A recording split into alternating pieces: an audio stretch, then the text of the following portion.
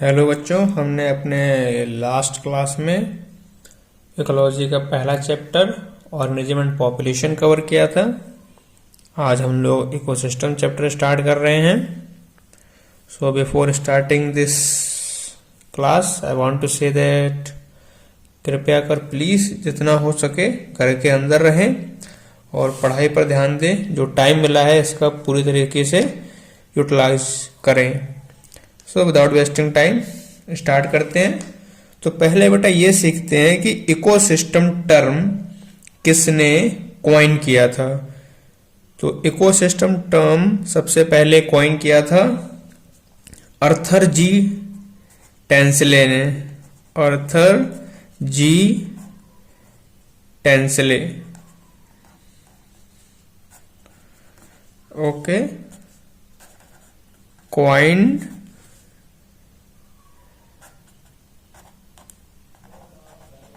Term.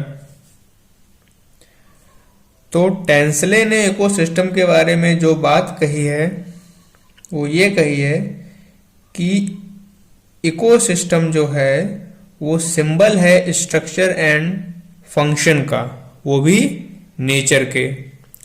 तो जब Arthur G Tansley ने ये इकोसिस्टम टर्म कॉइन किया तो उन्होंने इकोसिस्टम की एक डेफिनेशन दी, जो डेफिनेशन थी that ecosystem is symbol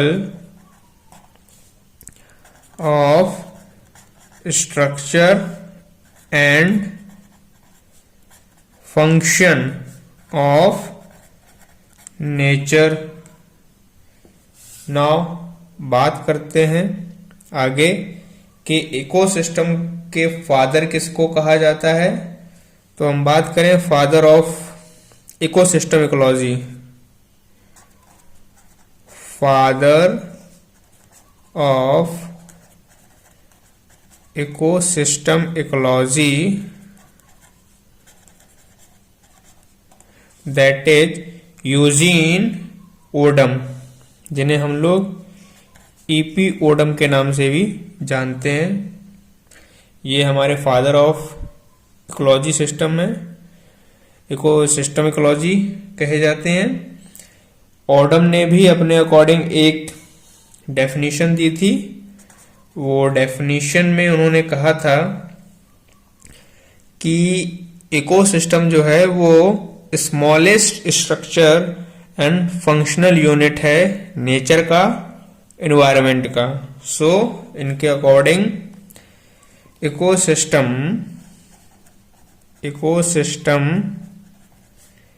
is the smallest structural and functional unit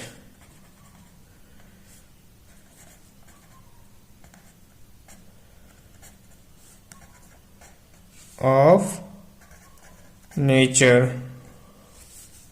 okay, इसके बाद एक और साइंटिस्ट आए हैं जिन्होंने इकोसिस्टम के लिए एक वर्ड यूज किया था, वो था बायो कोइनोसिस, और ये साइंटिस्ट कार्ल मोबियस थे।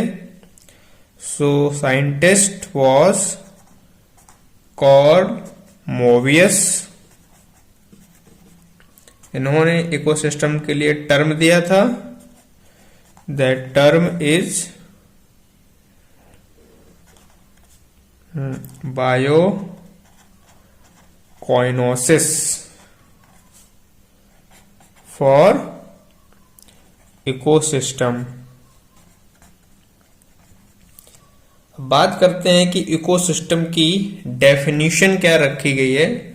तो इसकी डेफिनेशन जो साइंटिस्ट मानते हैं या फिर उन्होंने जो दी है, दैट टोटल लिविंग फैक्टर, जो भी लिविंग फैक्टर है और साथ में ही जो भी नॉन लिविंग फैक्टर है एनवायरनमेंट का, और वो एक पर्टिकुलर एरिया में जब रहता है उसे हम लोग इकोसिस्टम कहते हैं। एक बार दोबारा सुन लीजिए, जो भी बायोटिक यानी कि लिविंग फैक्टर एंड एबायोटिक यानी कि नॉन लिविंग फैक्टर एनवायरनमेंट के जब एक पर्टिकुलर एरिया में रहेंगे, उस पर्टिकुलर एरिया को हम लोग इकोसिस्टम बोलेंगे। सो इकोसिस्टम की जो डेफिनेशन है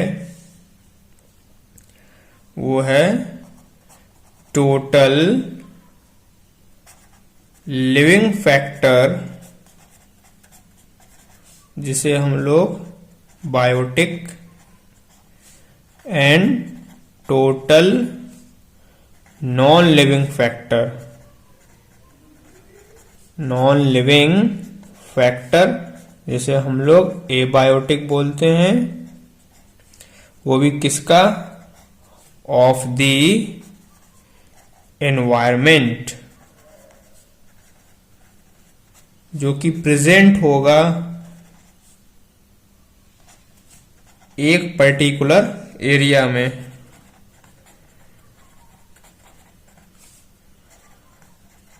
उसे हम लोग बोलेंगे इको सिस्टम। इको सिस्टम, इसमें कुछ आपको बातें ध्यान रखनी है कि जो बाउंड्रीज होती हैं इकोसिस्टम की वो इंडिस्टिंक्ट होती हैं। इसके साथ साथ जो कैरेक्टर्स होते हैं इकोसिस्टम के वो ओवरलैप करते हैं। दूसरी चीज जो मैंने बताई, इकोसिस्टम सबसे smallest structural and functional unit है नेचर का। ये एक सेल्फ रेगुलेटरी और सेल्फ सस्टेनिंग यूनिट होता है। इकोसिस्टम आपका बड़े से बड़ा भी हो सकता है, छोटे से छोटा भी हो सकता है। छोटे से छोटा कहने का मतलब है एक सिंगल ड्रॉप, और बड़े से बड़ा होने का मतलब ओशियन। इकोसिस्टम आपका टेम्परेरी भी हो सकता है और इकोसिस्टम आपका परमानेंट भी हो सकता है। तो कुछ बातें हैं जो आपको ध्यान रखनी है एज अ नोट। पहली चीज, जो बाउंड्रीज हैं, the boundaries of ecosystem are indistinct. क्या है? इनडिस्टिंक्ट हैं and have a overlapping character. Overlapping character over each other, over each other. दूसरी बात जो बताई है मैंने ऊपर कि ecosystem structural and functional unit है। इसके अलावा इट इज सेल्फ रेगुलेटरी। क्या है ये? सेल्फ रेगुलेटरी, खुद से रेगुलेट होता है। एंड सेल्फ सस्टेनिंग, खुद से सस्टेन भी हो जाता है। Self sustaining unit. तीसरी बात, ये बड़े से बड़ा भी हो सकता है।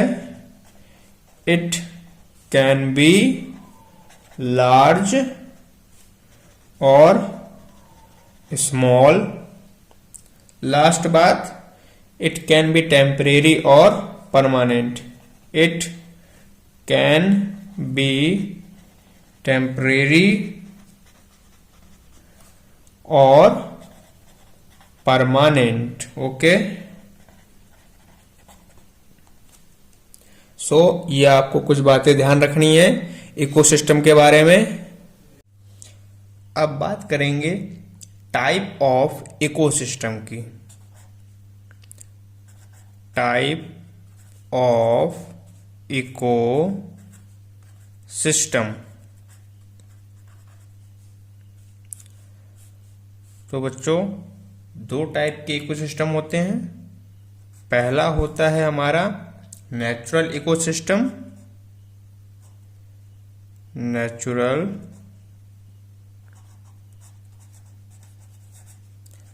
इकोसिस्टम, और दूसरा होता है आर्टिफिशियल। आर्टिफिशियल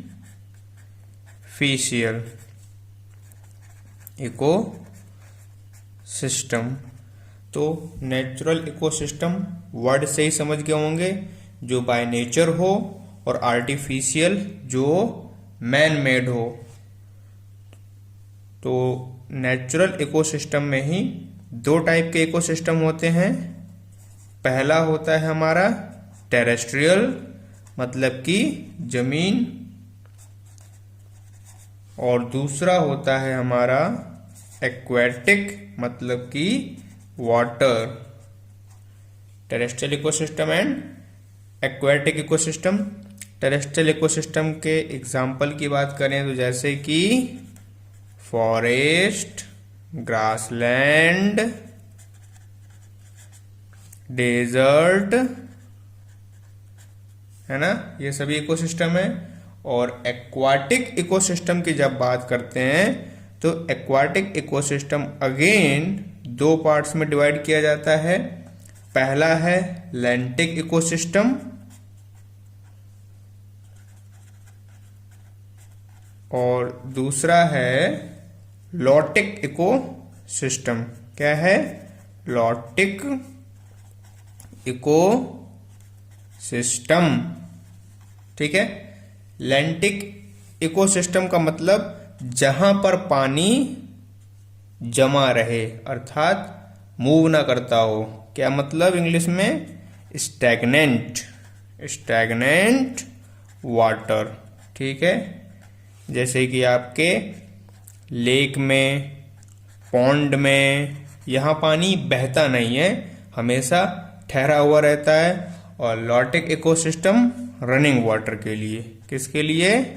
रनिंग वाटर या फिर फ्रेश वाटर। ठीक है। और इसका एग्जाम्पल क्या है?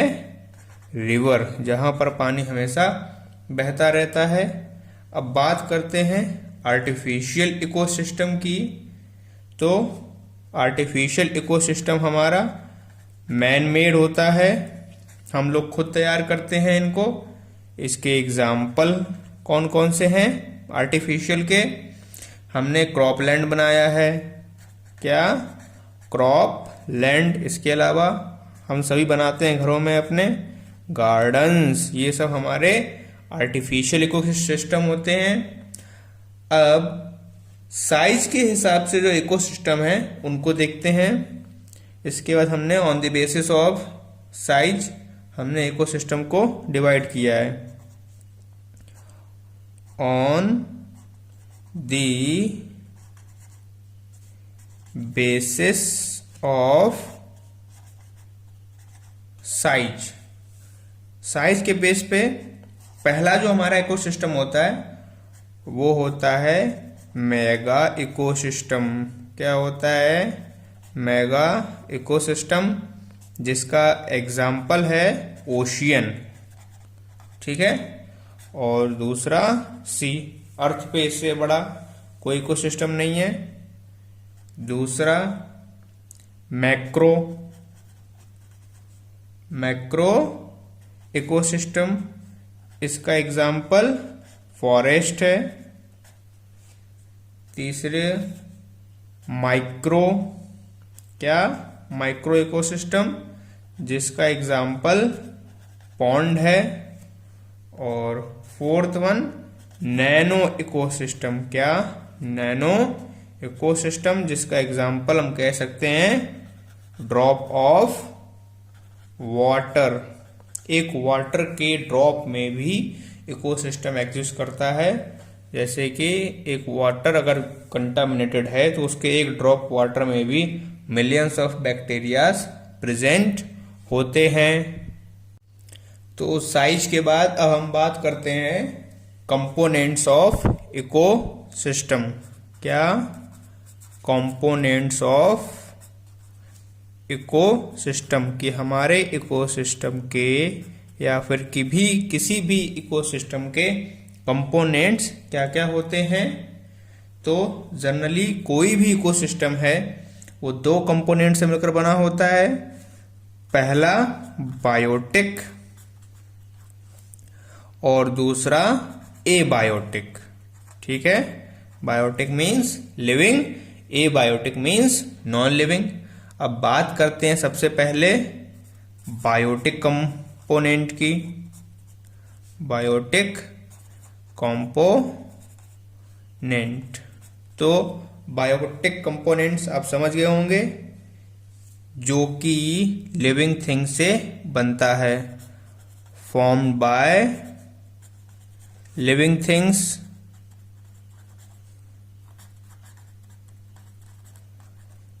जैसे कि एग्जाम्पल हैं इसके, आप सभी जानते हैं, प्लांट्स हो गए, एनिमल्स हो गए, माइक्रोब्स हो गए, है ना, ये सभी लिविंग हैं।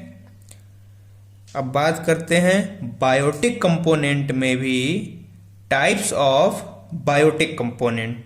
तो टाइप ऑफ बायोटिक कंपोनेंट्स में जो पहला कंपोनेंट होता है हमारा, वो होते हैं प्रोड्यूसर्स। क्या होते हैं? प्रोड्यूसर्स, जो चीज़ों को प्रोड्यूस करते हैं। ठीक है, तो अगर बात करें प्रोड्यूसर्स कौन है, तो इकोसिस्टम में जितने भी ऑटोट्रॉप्स हैं उन्हें प्रोड्यूसर्स कहते हैं। क्यों?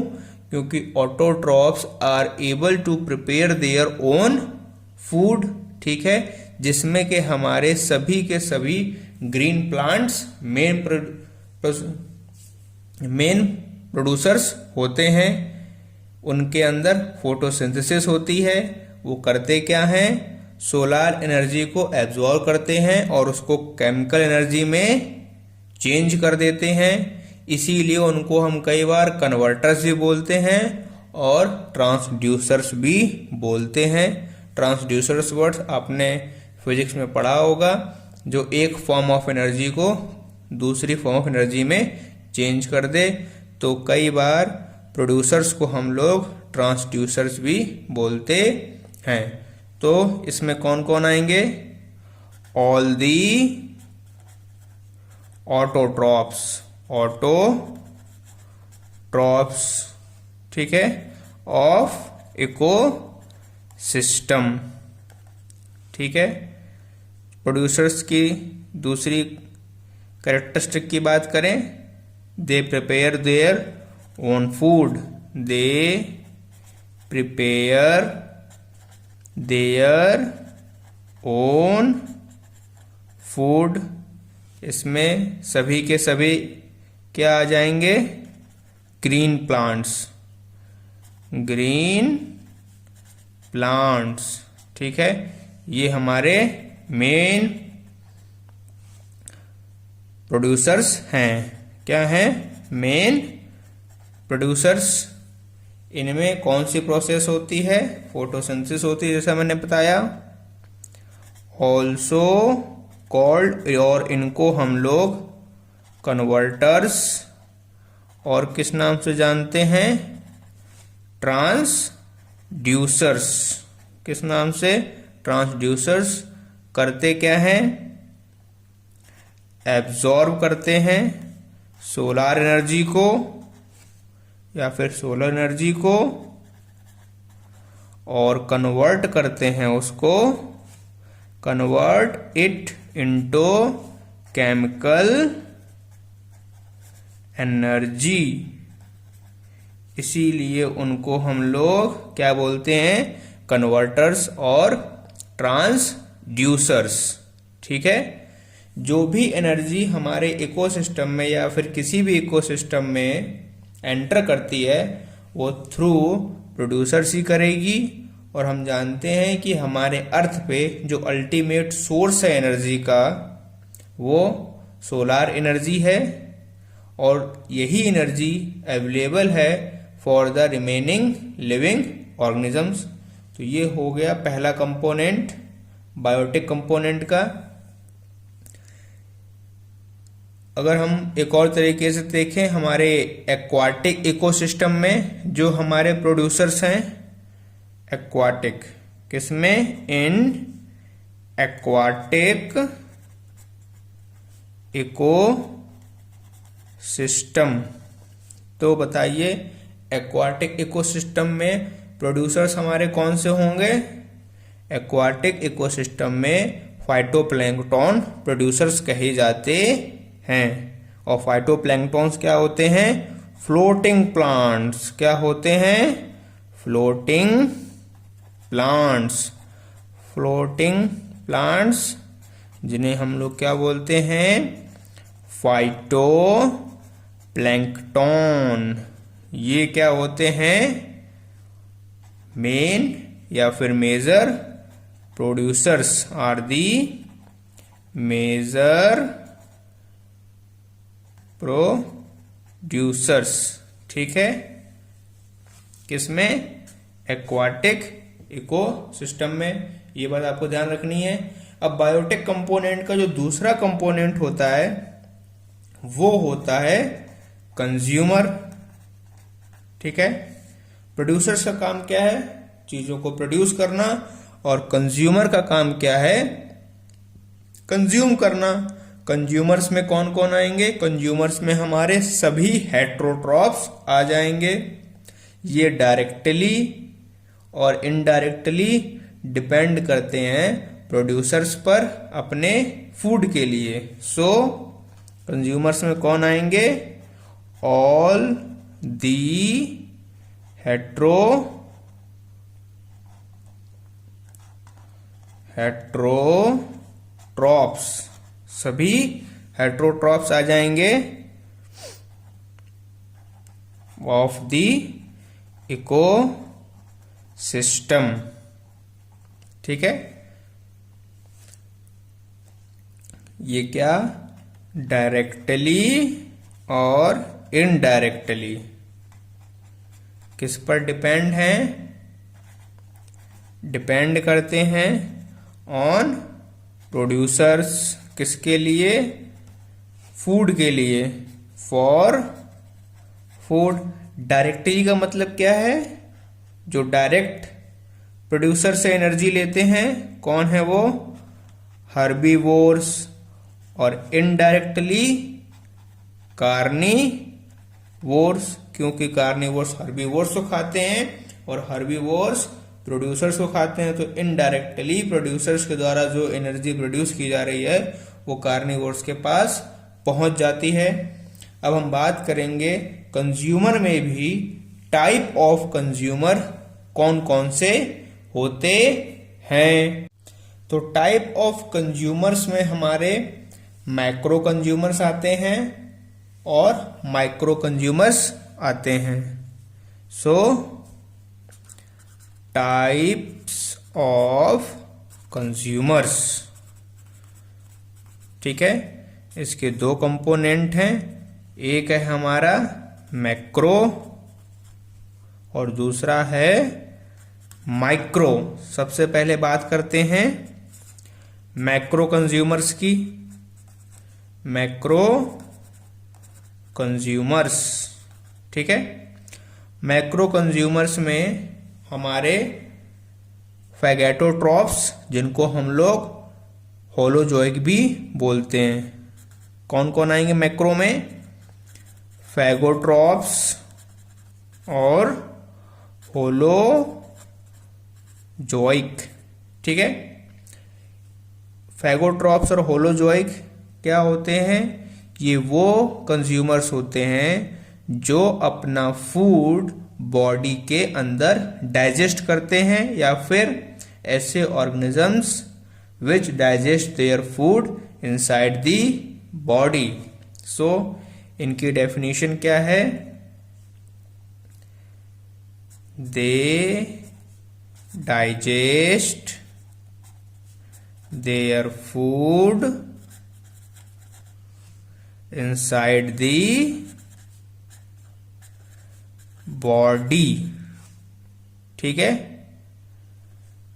पहला इंजेशन कहाँ होगा? पहले इंजेशन होता है, मतलब पहले ये लोग खाते हैं और उसके बाद इनमें डाइजेशन होता है। ठीक है, मैक्रो कंज्यूमर्स में ही हमारे कई टाइप से कंज्यूमर होते हैं। जनरली तीन टाइप के होते हैं। कौन कौन से हैं वो? इन मैक्रो कंज्यूमर्स, जो पहले हमारे टाइप्स ऑफ मैक्रो कंज्यूमर्स हैं वो हैं प्राइमरी कंज्यूमर्स। क्या हैं? Primary consumers. ठीक है, मैक्रो में ही प्राइमरी कंज्यूमर्स। प्राइमरी कंज्यूमर्स कौन है? ऐसे लिविंग ऑर्गेनिजम्स जो अपना फूड डायरेक्टली प्रोड्यूसर से ले या फिर कह सकते हैं प्लांट से ले, उन्हें हम लोग प्राइमरी कंज्यूमर्स बोलते हैं। So living organisms which obtain food directly, कैसे लेते हैं? डायरेक्टली लेते हैं फ्रॉम प्रोड्यूसर्स या फिर प्लांट्स। ठीक है, उन्हें हम लोग प्राइमरी कंज्यूमर्स बोलेंगे। और इसके एग्जाम्पल क्या क्या हैं? इसके एग्जाम्पल हमारे हर्बीवोर्स में काऊ हो गया, कैटल हो गए, ग्रेजिंग कैटल, रैबिट हो गए और भी हर्बीवोर्स। ठीक है, दूसरे होते हैं हमारे सेकेंडरी कंज्यूमर्स। क्या होते हैं? Secondary consumers. ठीक है, और इन सेकेंडरी कंज्यूमर्स को हम लोग प्राइमरी कार्निवोर भी बोलते हैं। प्राइमरी कार्निवोर्स, ये बात आपको ध्यान रखनी है कि सेकेंडरी कंज्यूमर्स को प्राइमरी कार्निवोर्स भी बोलते हैं। और ये वो एनिमल्स होते हैं जो प्राइमरी कंज्यूमर्स पर डिपेंड करते हैं अपने फूड के लिए। ठीक है, animals which feed upon primary consumers and obtain food। ठीक है, ये क्या करते हैं? ये वो कार्निवोर्स होते हैं जो मारेंगे हर्बीवोर्स को और बाद में उनको खा जाएंगे, इसीलिए इनको हम लोग प्रीडेटर भी बोलते हैं। और इसके एग्जाम्पल क्या क्या हैं? इसके एग्जाम्पल में डॉग हो गया, कैट हो गया, स्नेक हो गया। कैसे? जैसे कि कैट है वो माउस को खाती है और माउस जनरली प्लांट से ही चीजें जो प्रोड्यूस होते हैं उनको खाता है। ठीक है, इसके अलावा सेकेंडरी कंज्यूमर्स में ही हमारे एक और टर्म भी जुड़ा होता है जो होता है स्कैवेंजर्स। और स्कैवेंजर्स वो ऑर्गेनिज्म होते हैं जो कंप्लीटली डिपेंड होते हैं डेड एनिमल्स पर। ठीक है, सेकेंडरी कंज्यूमर्स को हम लोग एक और नाम से भी जानते हैं, इनको हम लोग प्रीडेटर भी बोलते हैं। स्नेक हमारा प्रीडेटर होता है फ्रॉग के लिए, कैट हमारा प्रीडेटर होता है रैट के लिए, है ना। सो इसमें आपको एक बात याद रखनी है कि सेकेंडरी कंज्यूमर्स में ही स्कैवेंजर्स भी आते हैं। और स्कैवेंजर्स कौन होते हैं? दोस organisms which completely depends on dead animals। ठीक है, और ये एग्जाम्पल नहीं होते हैं प्रीडेटर के, नॉट एग्जाम्पल ऑफ प्रीडेटर। ये आपको बात ध्यान रखनी है। और तीसरे होते हैं हमारे टॉप कंज्यूमर्स। क्या होते हैं? Top consumers. अब ये टॉप कंज्यूमर्स क्या होते हैं? ये वो एनिमल्स होते हैं जो दूसरों को मारेंगे और उनको खा जाएंगे। ठीक है, लेकिन इनको कोई नहीं मारेगा। जैसे कि सेकेंडरी कंज्यूमर थे, ये हमारे प्राइमरी कंज्यूमर्स को खा रहे थे, लेकिन ये भी किसी के द्वारा खाए जा रहे थे। इसीलिए इनको प्राइमरी कार्निवोर्स कह रहे थे और सेकेंडरी कंज्यूमर्स कह रहे थे। सेकेंडरी कंज्यूमर्स क्यों? क्योंकि ये प्राइमरी कंज्यूमर को खा रहे हैं, लेकिन जो सेकेंडरी कंज्यूमर हैं इनको भी तो कोई ना कोई खा लेता है। तो वो सभी जो सेकेंडरी कंज्यूमर या फिर प्राइमरी कार्निवोर्स को खा लेंगे वो आएंगे टॉप कंज्यूमर्स में, और ये वो कंज्यूमर्स होते हैं जिन्हें कोई नहीं मारेगा और ना ही कोई खाएगा। तो टॉप कंज्यूमर्स की डेफिनेशन क्या है? दोस animals which kill other animal or animals and eat them। क्या? और उनको खा ले। पर लेकिन क्या बताया मैंने? But they are not eaten or killed by other animal in the nature। ये है हमारे टॉप के कंज्यूमर्स। और इस बात का आपको हैरानी होगी जानकर कि टॉप के कंज्यूमर्स में लॉयन तो है ही एग्जाम्पल, ठीक है, क्योंकि लॉयन सभी को खाएगा जो हमारे प्राइमरी कार्निवोर हैं। मैन भी टॉप कंज्यूमर में आता है क्योंकि आदमी को कोई नहीं खाता। इसके अलावा हॉक हो गए और पीकॉक हो गया, ठीक है। पीकॉक स्नेक को खाता है ना, और स्नेक हमारा प्राइमरी कार्निवोर होता है, ठीक है। स्कैवेंजर के बेटा एग्जाम्पल आपको वैसे तो पता होने चाहिए, जो डेड पे डिपेंड करता है। इसके एग्जाम्पल हैं आपके वल्चर, है ना, ये मरे वो खाता है। क्रो हो गया, ठीक है, ये हमारे स्कैवेंजर होते हैं।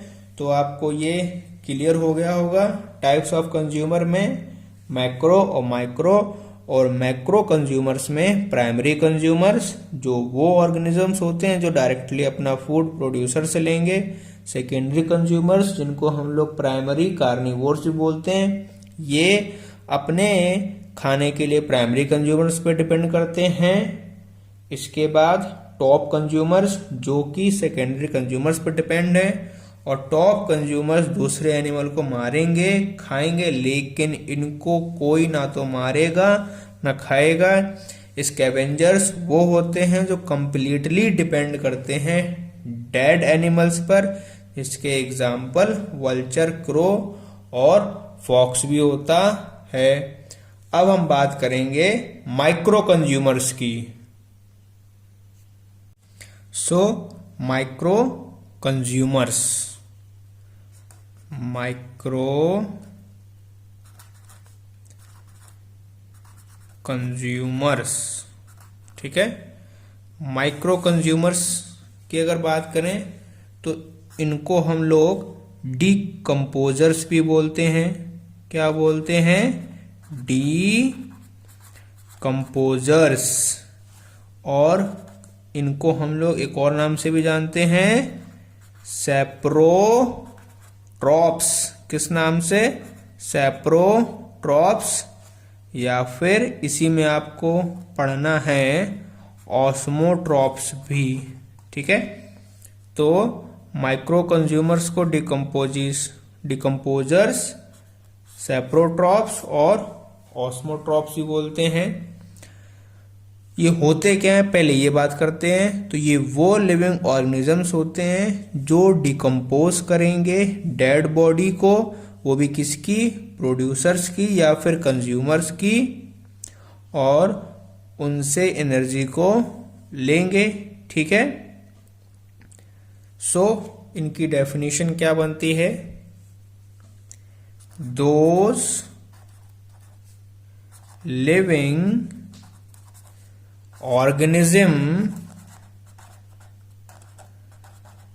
which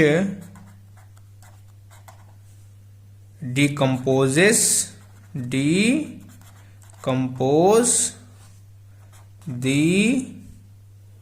dead body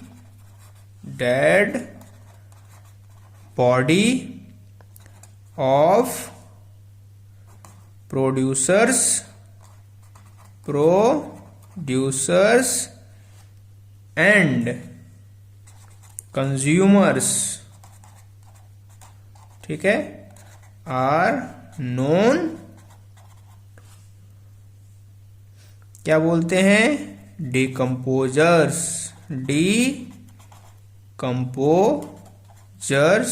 या फिर रिड्यूसर्स ही बोलेंगे, ठीक है, क्योंकि ब्रेक डाउन करते हैं, या फिर ट्रांसफॉर्मर्स भी बोल सकते हैं क्योंकि ये ट्रांसफॉर्म भी करते हैं डिकेइंग में।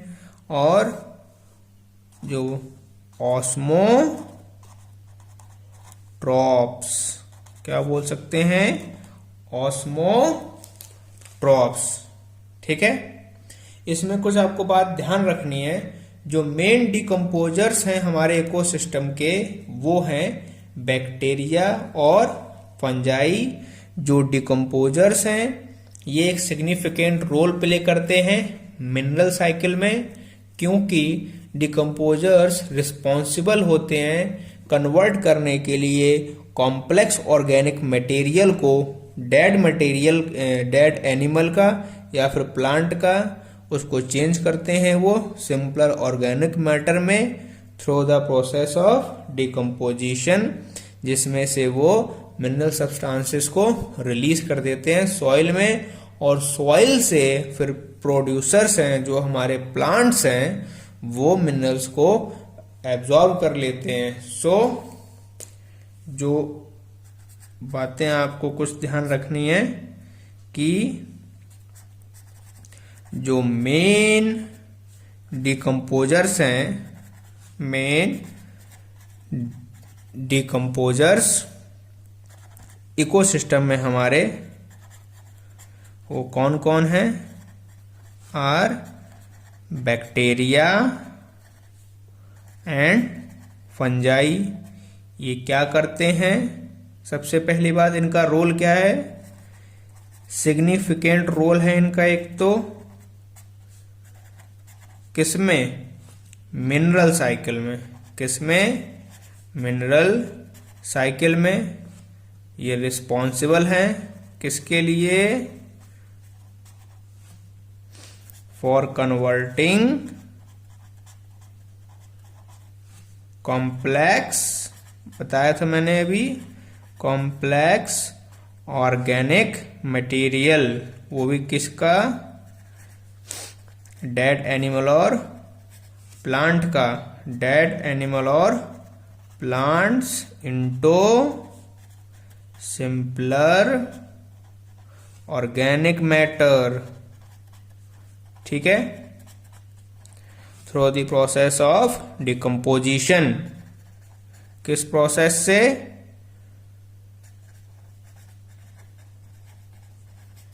डिकम्पोजिशन, ठीक है, ये सभी आप लोग जानते हैं। फिर जहां से प्लांट्स इनको एब्जॉर्ब कर लेते हैं, ठीक है। इसके अलावा और भी एक बात ध्यान रखनी है कि जो हमारे बैक्टीरिया हैं, फंजाई हैं, ये प्रोसेस करते हैं डिकम्पोजिशन को बॉडी के आउटसाइड, ना कि अंदर। ये क्या करते हैं, एंजाइम्स को रिलीज करते हैं अपनी बॉडी से डेड रेमिनेंट के ऊपर, और डिकम्पोज कर देंगे उसको सिंपलर ऑर्गेनिक सब्सटेंसेस में, और इसके बाद एब्जॉर्ब कर लेंगे। इसीलिए इनको हम लोग ऑस्मोट्रॉप्स भी बोलते हैं या फिर एब्जॉर्बेटिव।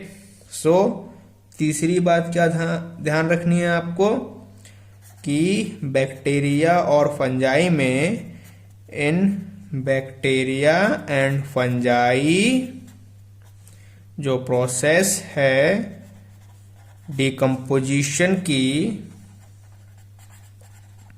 वो कहां पर हो रही है, कंप्लीटली पूरी तरीके से कहाँ होती है? टेक्स प्लेस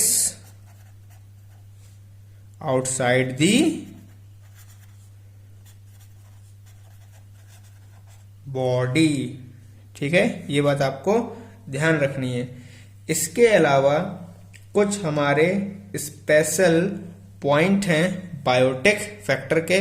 उससे पहले ये वाला सब कुछ आपको क्लियर हो गया होगा कि सेप्रोट्रॉप्स क्या हैं, ऑस्मोट्रॉप्स क्या हैं, डिकम्पोजर्स क्या है।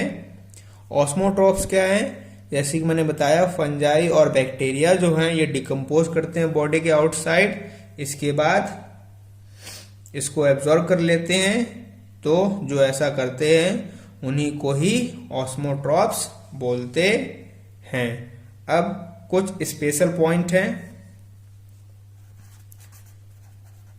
Special points of biotic factor जो आपको ध्यान रखने हैं। इसमें पहला है आपका न्यूट्रिएंट इमोबिलाइजेशन। क्या है? Nutrient immobilisation. अब न्यूट्रिएंट इमोबिलाइजेशन क्या होता है? ये एक तरीके की प्रोसेस होती है डिकम्पोजिशन की, जिसमें कुछ न्यूट्रिएंट्स टाइड अप हो जाते हैं बायोमास के साथ में, माइक्रोब्स के, और टेम्परेरीली अनअवेलेबल हो जाते हैं दूसरे ऑर्गेनिजम्स के लिए।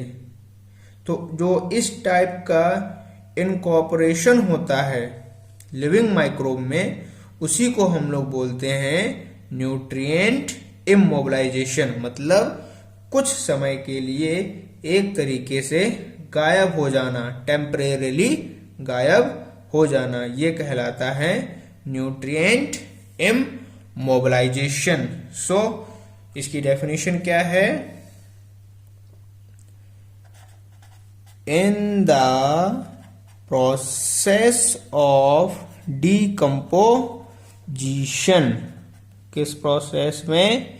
डिकम्पोजिशन की प्रोसेस में कई बार कुछ न्यूट्रिएंट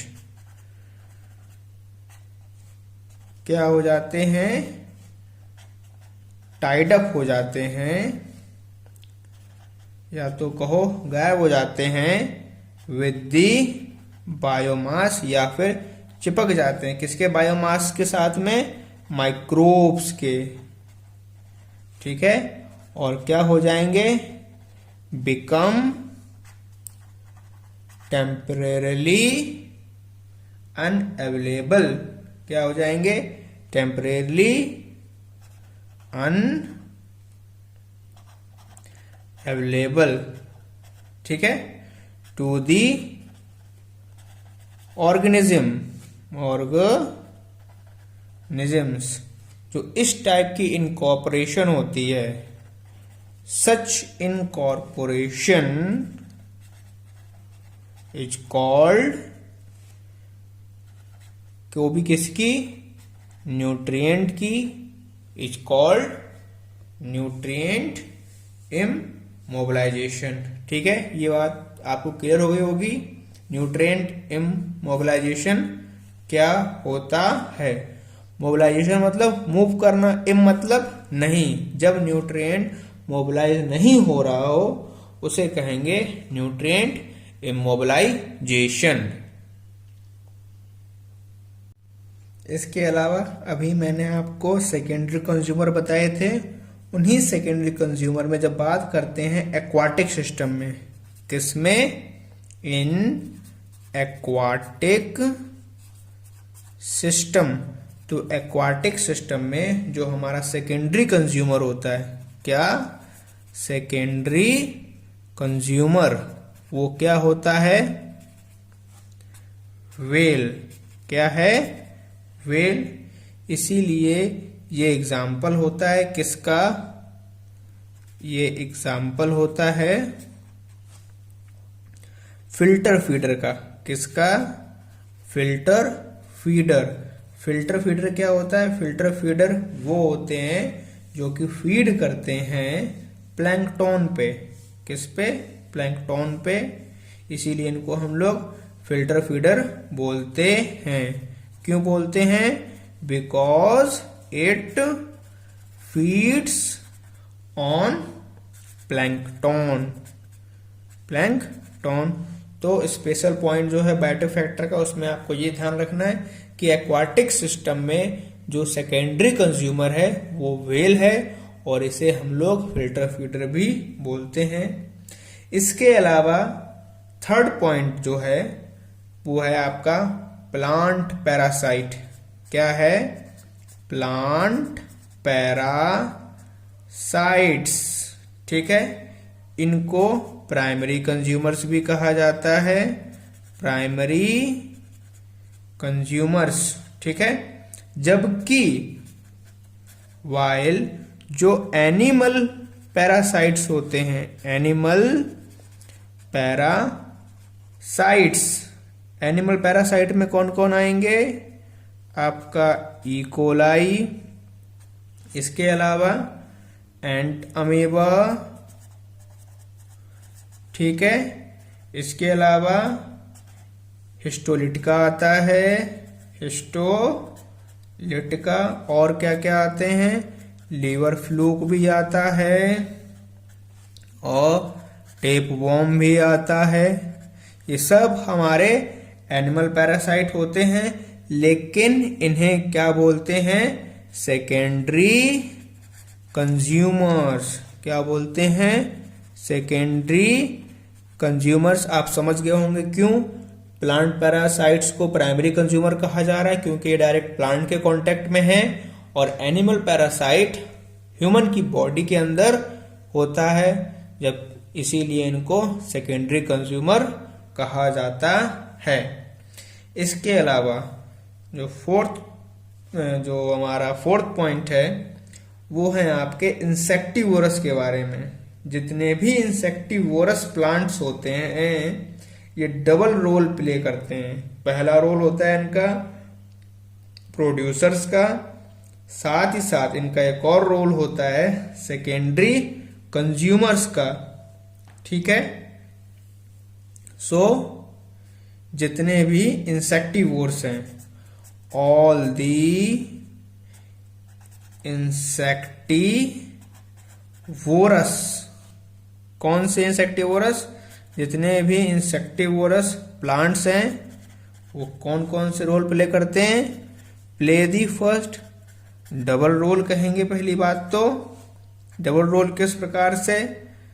ये प्रोड्यूसर्स भी होते हैं एस वेल एस ये सेकेंडरी कंज्यूमर्स भी होते हैं। Secondary consumers. ठीक है, वो कैसे?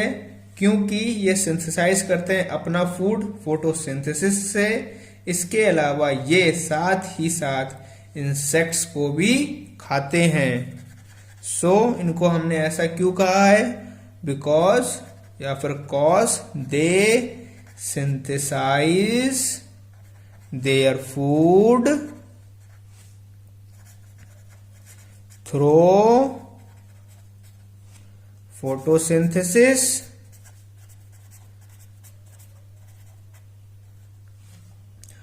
और इसके अलावा क्या करते हैं वो, जिसकी वजह से इनको सेकेंडरी कंज्यूमर कहते हैं? दे ईट इंसेक्ट्स, है ना। बहुत सारे इंसेक्टिवोरस प्लांट्स होते हैं जो फोटोसिंथेसिस करते हैं अपने फूड के लिए, इसके अलावा भी इंसेक्ट्स को खाते भी हैं। अब बात करते हैं ओमनीवोरस की। तो वैसे तो आप जानते ही हो, फिर भी मैं एग्जांपल बता देता हूं कि मैन एंड आपका पीकॉक ये आपके ओमनीवोरस होते हैं।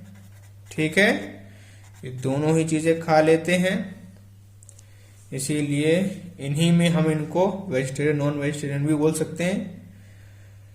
वे ऑर्गेनिजम्स जो मिल्क का यूज करते हैं या फिर कर्ड का यूज करते हैं उन्हें हम लोग सेकेंडरी कंज्यूमर्स भी बोलेंगे।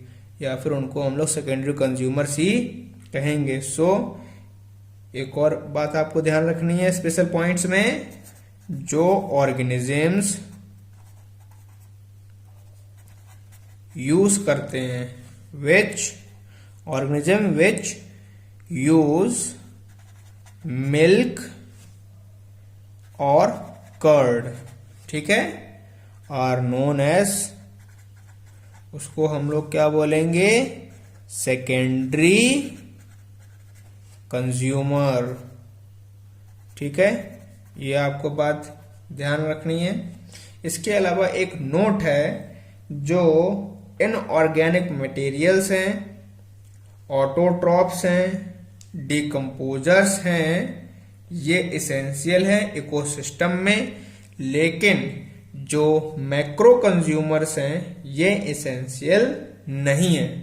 सो लास्ट पॉइंट आपको क्या ध्यान रखनी है एज अ नोट, कि जो इनऑर्गेनिक मटेरियल है, इनऑर्गेनिक मटेरियल में जैसे कि आपका कार्बन डाइऑक्साइड हो गई, वाटर हो गया, लाइट हो गया, ये किसी भी इकोसिस्टम के लिए, इसके अलावा आपके ऑटोट्रॉप्स एंड डीकम्पोजर्स, ठीक है, ये इसेंशियल हैं, बहुत ज्यादा इंपॉर्टेंट हैं, किसके लिए, किसी भी इको सिस्टम के लिए, इसेंशियल फॉर इको सिस्टम। लेकिन बट जो आपके मैक्रो कंज्यूमर्स हैं, ठीक है, ये आपके नॉन इसेंशियल हैं। ये एक नोट आपको ध्यान रखना है, ठीक है। फॉर टुडे आज के लिए इतना ही, बाकी हम लोग नेक्स्ट क्लास में करें। सेफ रहिए, पढ़ाई करिए, and please like, share and subscribe the channel. Thank you बच्चों।